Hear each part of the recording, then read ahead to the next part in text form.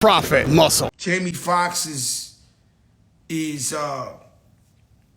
sick, right? And so I see everybody posting him like it's something real serious and all that. I called this team. They told me, Joe. So the Mike Tyson character, bro. You got Ray though. You got. Yeah.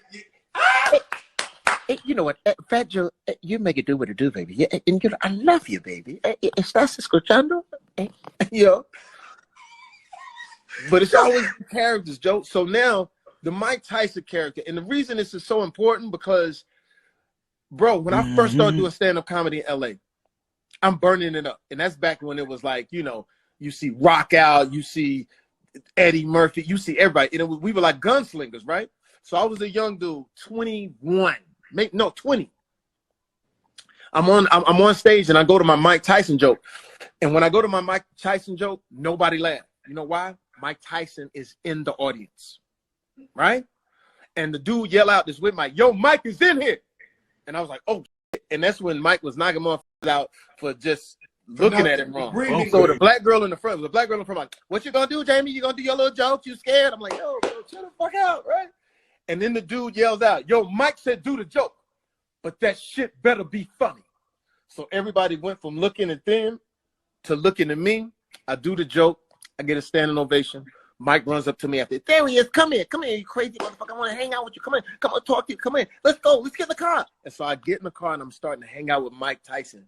But this is when Mike was at his height. Like nothing was out of his reach. Like he had the Lamborghini truck before anybody. Jail, after jail? Before, way before. Ooh, this is when he young. Yeah. Listen, the velvet suit, the velvet jumpsuit, the velvet tracksuit. You feel me? Like he fighting Mitch Green at that. Yeah, like it just when he just, you know, he's just getting. Huh? What you had out at that time? I didn't have nothing, bro. I was just a comedian in the club. He just, back in the day, they would all come to the Comedy Act Theater. So he just in the hood club. Man, I'm in the hood spot trying to get on. I got on the same clothes for the past 3 days. They used to call me Deja Vu because I had my clothes from the oak tree, my nigga. Like I didn't have nothing. You know what I'm saying? They used to say, here comes Deja Vu. I said, that's all right. I'm finna get these jokes on your ass. Mike Tyson. So he put you in the car and said, let's chill. Let's just hang. But so I became sort of, and it's crazy because he was in such a blur. I was like, he don't even remember me just hanging out with him. So I watched his career, Joe. I watched the ups and downs. I watched him come back. When he came back from being in jail, and he was having a party at his house. And by that time, I was living in Vegas. And to be honest with you, I had ran out of money. And that's why I moved to Vegas. I had ran out of money, got me a little house in Vegas, and everybody was like, what the fuck you in Vegas for? And I said, I don't know. I just know I need to reboot. You in the sabbatical. You in the sabbatical. Yeah, man. The next thing you know, Mike get out of jail. Next thing you know, Mike is fighting in Vegas. Next thing you know, motherfuckers is calling me, yo, we need to get up there. Mike, you know, you got room. And bro, I didn't have no money. All I had was like card tables and shit. I had futons and shit. I ain't had no money. So everybody at my house, right? And we go see Mike. Mike, he does his fight. I couldn't get into the fight, but this is after In Living Color too.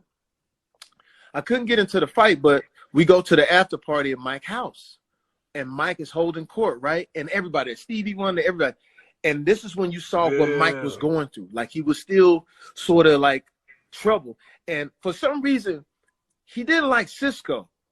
And Cisco was there, but he didn't. Get away from me, Thong, get away. I was like, I don't know what. I was like, damn, Cisco, maybe you might. Mike Tyson with Tupac. Yeah, I was like, and I don't don't even know if Cisco remember that, but he was just like, I don't know if I like Cisco.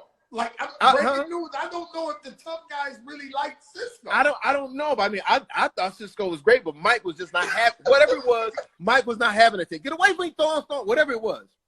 And then the next thing you know, a girl asked him for a picture, and he flipped, and he says, "You're gonna try to." You're gonna try to do something. I don't know, but he got mad, right? And we all went like, "Whoa!" And Stevie Wonder was there, and Stevie was on the piano. He don't know what's going on. He could just hear that there's danger, you know. So Stevie's like, he's like, "What?" I said, "Stevie, stay here, cause some shit is blowing up." And Stevie's like, "What is it?" I said, "Hey, this is danger, nigga." So I watched all those moments, and now here comes the opportunity to actually play Mike Tyson. So I wanted to get my case study. Years ago, I called Mike, and it was a different Mike. And I think this is the Mike that we're going to appreciate.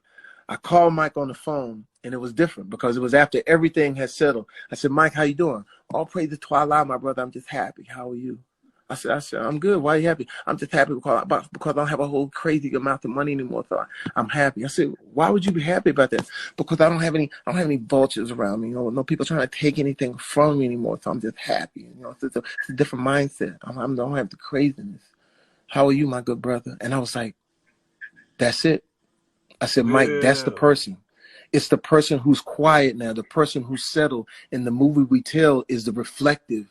We tell what you've gone through. You tell your story. And then I looked at his documentary and all that. I said, Mike, this is the time. And I said, Mike, to be honest with you though, the first cut of the movie is gonna be 10 hours because you continue to write chapters. You're continuing to add chapters by the way you are living. And so now, just a couple of days ago, I did an interview with my friend Mark, and I showed him the process of how I'm going to achieve him, changing my body, doing just pull-ups and dips and push-ups to change the way my body is. Now the legs, they're gonna have to help me out with the leg part, but I'm starting to change it now. And I posted some pictures of the way we started just before the quarantine. We started doing tests, so I was just sort of like, changing the body. So I wanted to let people just take a look in on what it's going to take, because we're about, I would say we're about now, the pushback about next year, probably, because of the quarantine and everything like that. But you get worried when you're getting ready to do a character, but when you can find that sweet spot, we found the body. I found the top part. And so now it's just a matter of putting the body and soul to it. And I think people will really be blown away about how we achieve. You never let us down, man. That's one thing. Yeah. You, my brother, I don't think people shout out to BB Winans. BB Winans, this might be the first time we got spiritual on the I big know show. that BB Winans is here, Lord. Oh, Lord. Shout out to BB Winans. Oh, yeah. Oh, Lord, I'm going on in the name. I'm going to tell you a funny story. I can tell you a couple with Mike Tyson, but I'll tell you something that was crazy to me, and we had him on the show, and I brought this up. I called Mike Tyson out of nowhere because I wanted him to be in my video, my lifestyle. I was going to shoot a video with Mike Tyson standing behind me in my lifestyle. Yeah. But I'm going to tell you some crazy stuff.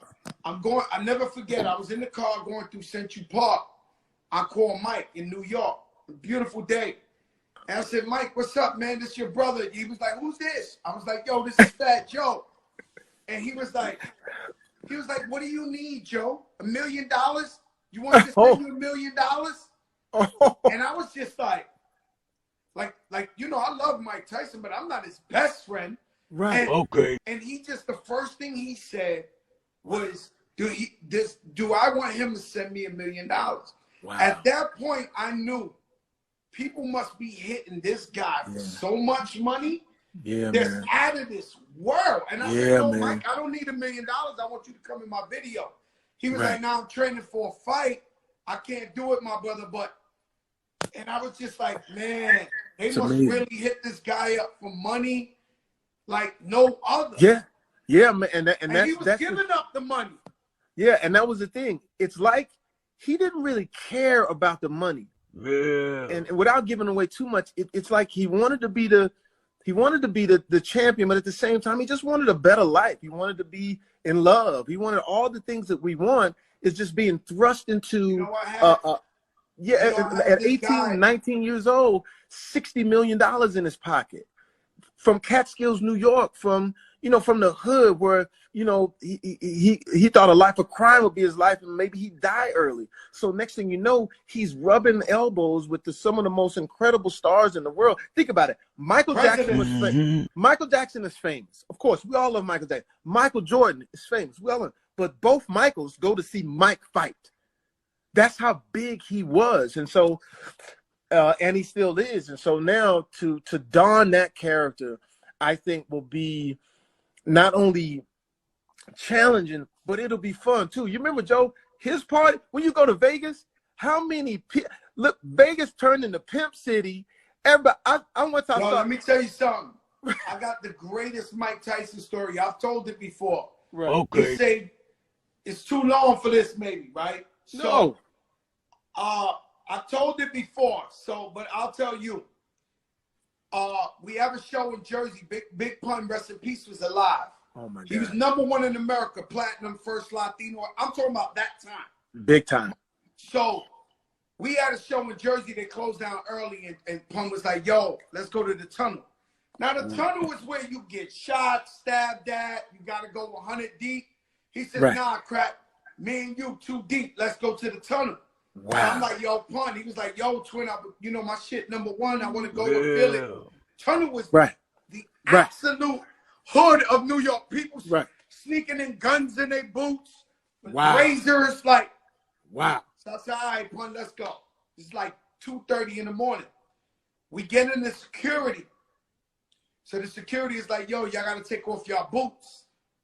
So, you know, no disrespect, Big Pun, he's 600, 700 pounds. Right. So Pun was like, "Yo, I'm not taking off my boots." Right. So meanwhile, we're hearing still not a player. I'm not a bit of player. No. So Pun is like, "Yo, they playing my shit, man. Like, y'all know who I am. It's Joe Crack." So it's like 9 security. So Pun start arguing with this one guy. Yo, I'm talking about these was monsters. Damn. The security in the tunnel was absolute 300 brolic, like monsters, animals, right? Right. So him alone is talking to Pun like this. So Pun start, "Fuck your mother. Suck my." Yeah. Nah, yo, y'all know. So they going back at it. All the security is calming the security down. They're like, "Yo, chill. That's Big Pun, Fat Joe." Hey, Pun, Pun know how to say some shit that'll get you so mad. Charged up. Touch the vein. Right. He's a professional. Right? So Pun saying the foulest shit in the world. So the dude is talking back. Now it's 2 security. Yo, fuck them though. So I'm back, "No, fuck you." Like, you know, Big Pun, Fat Joe, we going. Now it's 4 out of the 9 security. Like, "No, fuck you." Like, who y'all think y'all is? Y'all talking that shit. So it gets to like 6 security. There's only 3 of them saying, "Yo, chill. Like, we gotta go there." I tell Pun in his ear, "Yo, Pun, they are going to beat the shit out of us. I mean, they're going to whip our ass so bad. Bro. Fuck them. Fuck that." So Pun keeps going crazy. So I'm like, all right, because I know how to take an ass whipping. #1 record energy. Yes. I'm a professional ass whipping cleanser. If it's for my brother, hey, fuck it. We call it ass whipping. Right. So so now it's like 7 out the 9. So it's gonna go down. You know, out of nowhere you hear a voice. "Hey, yo, Joe. Hey, yo, Pun. Fuck these dudes. You right, Pun." We turn around. It's Iron Mike Tyson with the kufi on. Mike Tyson with the kufi on. Come on. Had a suit on with penny loafers. He started taking his Gucci loafers off. "Fuck these dudes. I'll fuck them up right now. Fuck all these dudes. Yo, Pun, yo, Joe." God. Bro. Allah himself brought him behind us. Right. We were going to get our ass whipped. Right. You know, you turn around and this Iron Mike Tyson. Incredible. 2:45 in the morning. Cop diesel.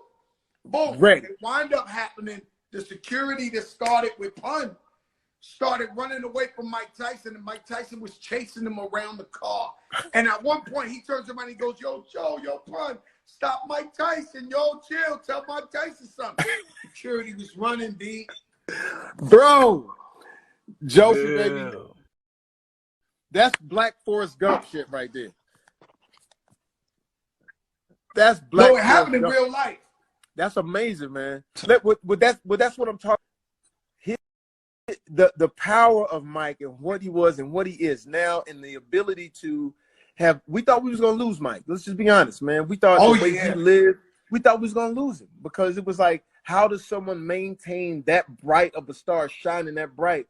And now, we embrace him, we love him, and man, when I tell you the way we're gonna craft the story of what he is now today and that reflection, I think we go. Yo, Mike Tyson gonna be the biggest movie in the world, bro. I want to ask you a question, right? I want to ask you a question. For sure. You always tell me this story. I don't know if you tell me. People, you don't know who I know. You don't know who I know. You don't know who I know. You tell me they don't know you, my brother. We hang out all the time. All the way, baby. Yeah. A million, like they don't know we chill on a regular day. All the time, Joe. And I tell you something, Joe, that I gotta say this to you. There's a lot of people be faking out here. But the one thing I tell all y'all listening right now, all over the world, when it comes to Joe, mind yourself. Make sure that you handle yourself accordingly. Because when this man speaks, moves, it's real. Nicest guy in the world. At the same time, handle yourself accordingly.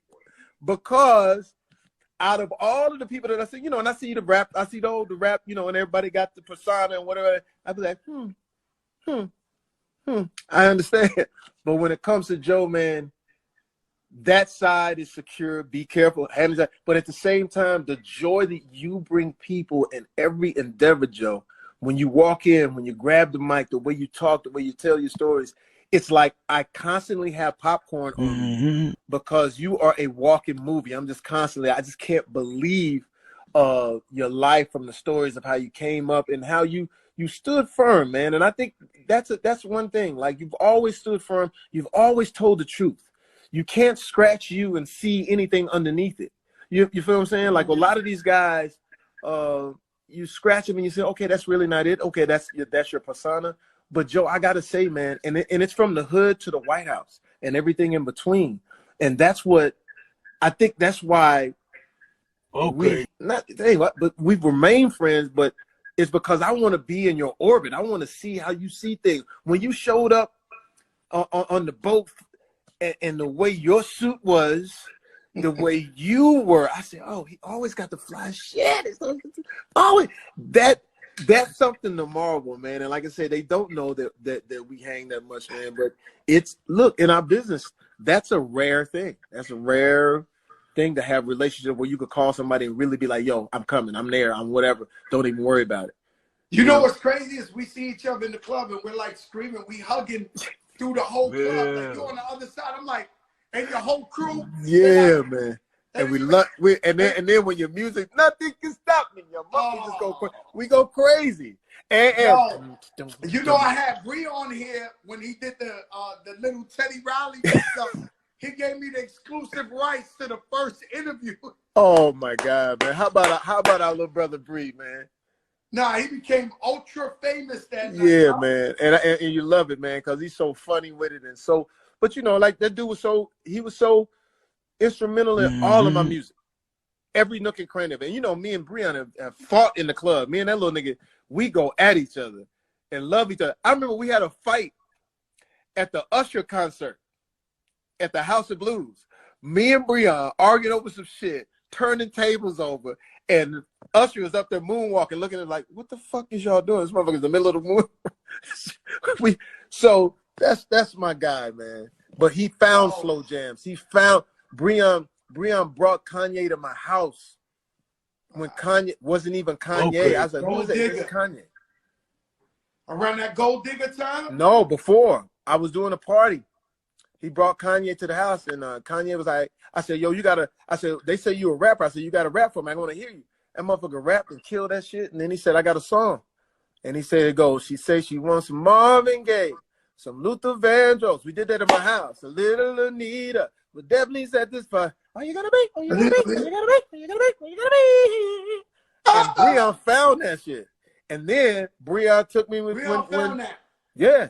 And then Breon took me after we did Ray, and he said, yo, Kanye got the song he working on called Gold Digger. Come down. I went down there, And Breon took over the recording session and said, it ain't gonna be shit unless Foxx is on the front of this motherfucker. He's throughout the whole song. And then we go in the booth, and next thing you know, she took my money, my love indeed. Yeah, she's a trifling friend indeed. Oh, she's a gold digger. Way over town that digs on, and the rest is history. She gives me money. I ain't said that was all Breon. But see, So, guys, big up. broke nigga. Yeah, man. I ain't messing with no. Yeah, man. She ain't messing with no broke. Broke nigga. All right, get Yo, let down, me girl. tell you Go ahead, something. get down. I agree with that. Yeah, I agree with that. If I have a little cousin or goddaughter or my daughter or something, I'm gonna tell you some real talk. I'll tell them, yo, fall in love with somebody who got some money or got some type of hope or something. Like, forget the broke love. I'm keeping it real. The broke love, my family, if it's my sister, my cousin, my this, I'm telling her, yo, what? come up, please, go up. Why have problems and then have problems? Yeah, it's tough because even with my daughter, you know, it's like my oldest daughter. It's like we just did a television show, that's gonna be on Netflix called "Dad Stop Embarrassing Me," and it deals with all of that. Stop embarrassing me. Yeah, you know, you've seen my daughter. You see my daughter, so it's all about funny stories about me talking about boys and what you should have and trying to make them see things a different way and them teaching me. So that's coming out on Netflix, man. So yeah, man, it's tough. Beautiful. You know, I got you know, I met your moms a couple of times. Yeah, man, they love you. We don't party, right? Yeah, we don't party. Let me ask you a question. The question you always tell me, but you never said this one publicly to nobody. Tell me about the Suge Knight story when he used to come to your house. Oh my God, bro. Hey, yo, Jay, this is a Joker moment, guys. This is a viral moment, bro. Okay, let me please tell the truth. Let me give you what it is. So I'm always known for throwing parties, right? So I used to throw parties at my house all the time. You've been there, Joe. My little house in Tarzana. So I'm throwing this party, but it's crazy. Everybody there. Eddie Murphy, Salma Hayek, Michael Bay, everybody in my little house. And at that night is special because a young kid by the name of The Game, just coming up, he wants to come to the party, but my good friend is there. His name is Snoop Crip, Game Blood. I'm like, oh shit. Okay. I haven't really hang with the Game guy. The Game guy says, I'm good. No, nigga, I'm good. It's gonna be good. It's gonna be cool. We're gonna be good. We're gonna be good. So he shows up. He wore blue diamond-studded earrings to show respect to Snoop. They having a great time. Everything is cool. So we partying and shit. Next thing you know, my security comes to me, party raging, right? In my beautiful white neighborhood. And my security comes and say, yo, Suge outside. I said, oh shit. He said, should I let him in? No, they can't let him in. He said, what we gonna do? Now mind you, this is not the Suge that was, you know, that we see now. This was the venomous motherfucking shut the party down. Everybody run out Suge. When Suge would walk into the clubs, literally the DJ would pull the plug, roll that shit up and get the fuck out, because you know Suge was finna fuck shit at the height of his gangster. I don't wanna stop your story. Keep that straight. I saw Suge Knight walk into the Vibe Awards with a cigar by himself, and the whole Vibe Awards ran out. Everybody. I'm looking at Russell Simmons doing backflips, Alicia Keys running in the red dress. I was there. The man ain't say nothing. I he was walked there. in with a cigar, and the whole place ran. That The whole motherfucker. place. That motherfucker looked like he had a redwood tree. That's how big he was and how big that fucking cigar was. I said, this thing got a redwood. He's smoking a So redwood. they telling you he's at your front door. Yo, they say, Suge outside. I can't let him in. He said, well, what you gonna do? I said, I'll deal with it later, but I cannot let him come in here. I got fucking Eddie. I got Snoop, and I got Snoop in the Game. So I'm like, fuck that. So I go up to the Game. I said, listen, okay, I ain't trying to fuck your night up, but Suge Knight outside. Serious? Yeah.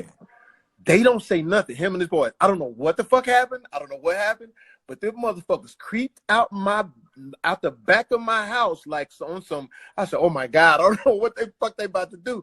but they creeped out like on some like, yeah. I was like, oh shit. Here's the funny shit though. I go up to Snoop, right? Snoop was dancing like, you know, just dancing, everybody around and girls, guys, whatever like that. Snoop is there. I say, yo, Snoop, I ain't trying to fuck your night up, but Suge not outside. Snoop don't even stop dancing. He just leaned over and go, you ain't gonna let him in, is you? I was like, nah, fuck it. And he went right back to dance. and some shit happened, little birdie. Next thing you know, a fucking helicopter's over my house. And they had to have some words with Suge. The night was saved. But then after that, of course, I had to call him and just be honest. The one thing a gangster always like is a few jokes and honesty. I said, nigga, I could not let you come into that motherfucking party. What you gonna scare Salma Hayek, Michael Beck? You can't. And you know, he gave me the pass. He gave me a pass for about 6 months, because every 6 months I would have a Suge where I have to run from Suge. It was just like just a known thing every 6 months. Okay, it feels like it's a Suge. You told me one time he came to the front of the house, you ran to the back of the house, jumped over the bushes, and he was standing there like, yo, I knew you'd be coming out here, Jay. Bro, no, this is what happened. I was at a club, and I had on like a seersucker jacket with some open-toe shoes, not ready for combat at all.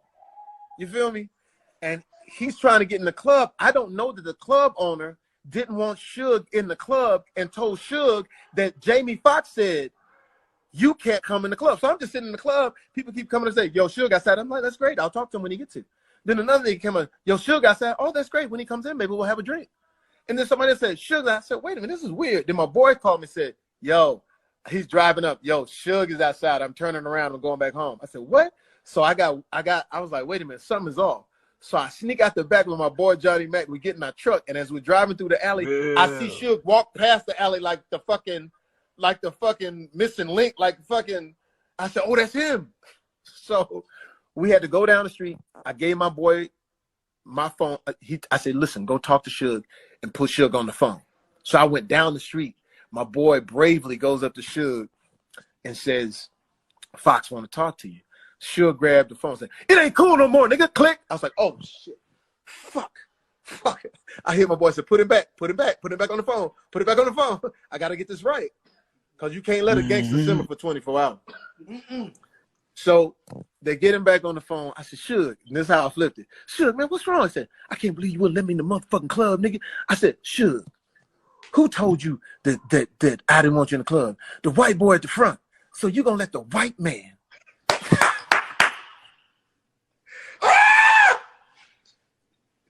Suge, you going to let the blue-eyed demon come in between us? We broke bread, my nigga. I would never do that. This is us as black people. We need to come together. In the words of Malcolm X, man, when I told you I preached for about an hour, and it gave me a pass. I'm like, it gave you a pass. Nah, man, let me tell you something. It's really crazy, man, because Suge Knight, man, he ain't do nothing but show me love. Every time he saw me, hug me, show me love. Joe, you know I know the story. I ain't want to tell, yo. I can't even really, you know. But you know I know the story, Joe. You know I know the story. I'll say this without giving everything away to everybody listening, everybody watching Joker right now.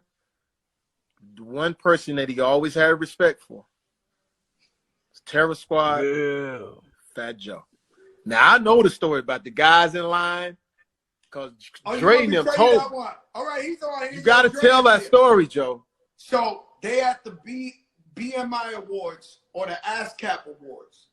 And this is a very mean and vicious Suge Knight. This is when, so he had a desk where all the artists was going in. And these the biggest artists on earth. I can't tell you their names. I can't tell you their names. I'm going to say, it's the biggest, toughest rappers, the persona. In the game. The toughest. Is on here saying facts. And they're walking in line up to Suge Knight, taking their earrings off, their watches, their chains off. Like, thank you, Mr. Knight. Then they're going inside the BMI Awards to get their award. So he had a table like, yo, you check in, leave the jury here. And then you could go into the awards. So everybody, they're going on the line.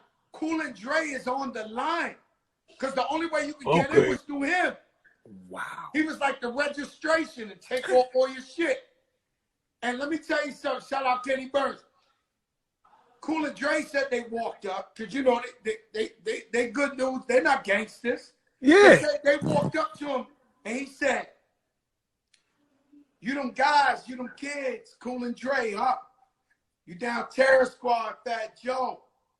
You sending my love, that's the big homie. And they walked in. They almost felt bad they didn't get robbed. Because when they turned around, they seen every other rapper about to get robbed. They was like, yo, Cool and Dre is down with this shit. Like, yo, they walked in with their TS shit, they jury and everything. These are facts. That's a testament. Jamie, sometimes I don't even want to tell these people these stories. Joe, you have, but Joe, we can tell them now. We reflecting, we sitting back, we telling the story. But Joe, to me, and I can't paint the picture dire enough the way Suge had his control over LA. It was dire. Like he was taking people. I seen him one time. I pulled up to the Four Seasons. Yeah. I pulled up to the Four Seasons like one of these Soul Train Awards, something, right? The man pulled up in like 10 trucks with 100 guys, right? So he runs up to me. I got the big fat TS chain on, everything. He says, Joe, did you see such and such? Did you see such and such? I got a call. He's talking about rappers. I don't want to tell you who. Big don't say the gangster rap. He was like, did you see such and such? You see this little ass? You see this? I'm like, yo, I just got here, my brother. He was like, all right, my brother, I see you, big homie. And he was in that weekend, he was robbing everybody. Everybody and got the shit robbed. Is, I'm gonna tell you one thing. No, I'm gonna tell you one, right? I'm gonna tell you one. He tells me that I walked inside the lobby because I was just arriving. I see T.I. I was like, yo, T.I., I think you should go upstairs. Should just ask for you. Oh my God. Yo. That pressure. Nah. That pressure. 100 guys. Yeah. Too much. No, 100 guys. And I don't know what happened. I don't know. No. I mean, like, I really honestly don't know what happened. I'm not being sarcastic. Hey, listen, I'm going to be honest with you, though. I don't care who you were. Gangster. Nah. This guy was the biggest.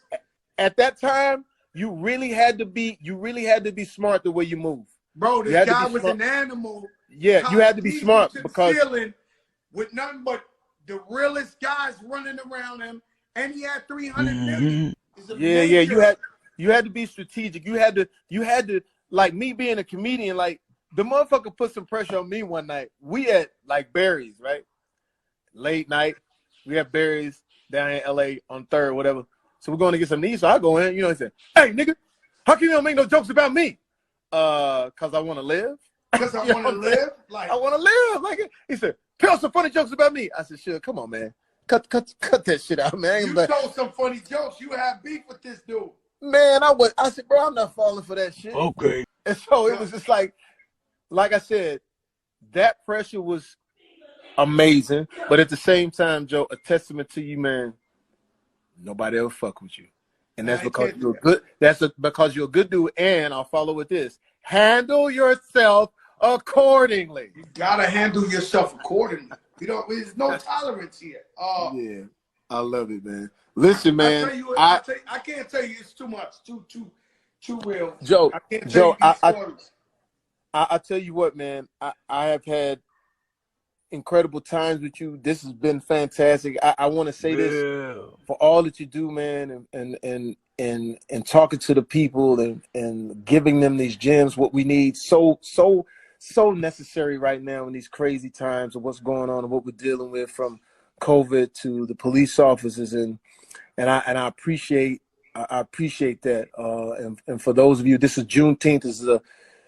This is a big day for us as Black folks, and I hope people get a chance to reflect, come together, and please, from being able to go to Minnesota and stand with my man Steven Jackson and be there with George Floyd's family, and talking to Ahmaud Arbery's father, and of course we both know Sabrina Fulton, Trayvon Martin's mom, and a host of other victims. And I want us to stay focused on this. There's going to be a lot going on, but if you could just continue to everybody who's watching, continue to give your love and your support to the victims, because when all of the lights die down and the story moves on to something else, they're still standing there holding this weight of, I don't have my son, I don't have my daughter, I don't have anything.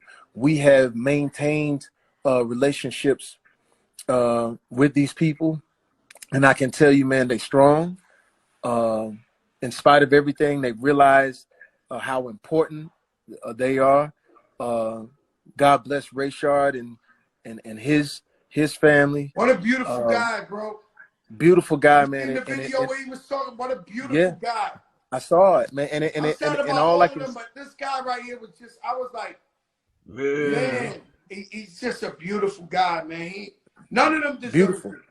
But none of them deserve it. They showed of him, and I was like, wow, like, he's talking about getting back on his foot.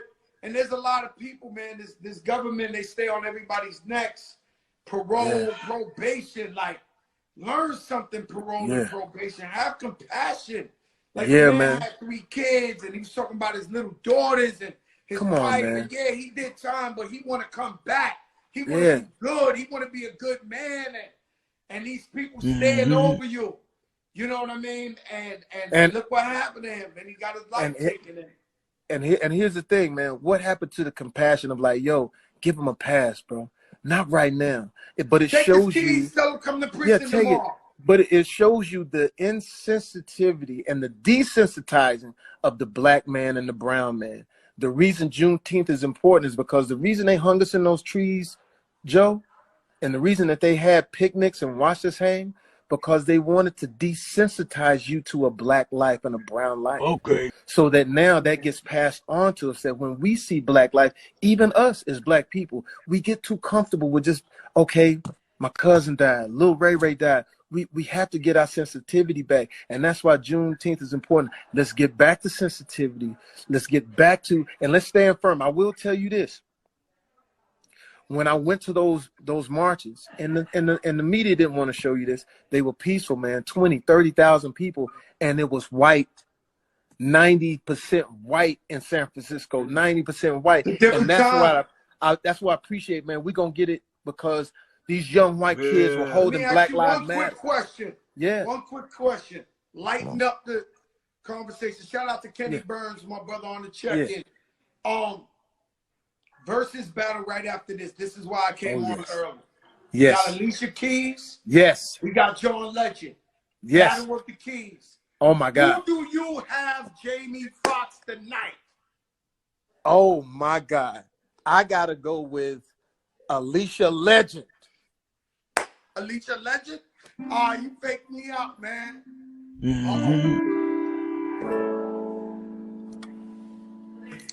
You know I met John Legend. Yo, I thought you was gonna play some shit, Jay. Oh, you can't do us like that. I know you gotta go, but don't do us like that. Something. Oh, we like, you know what I'm saying?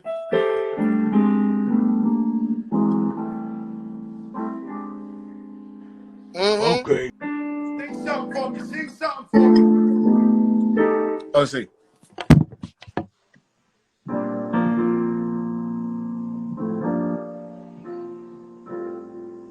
We're just ordinary people, but we've got no place to go. Yeah.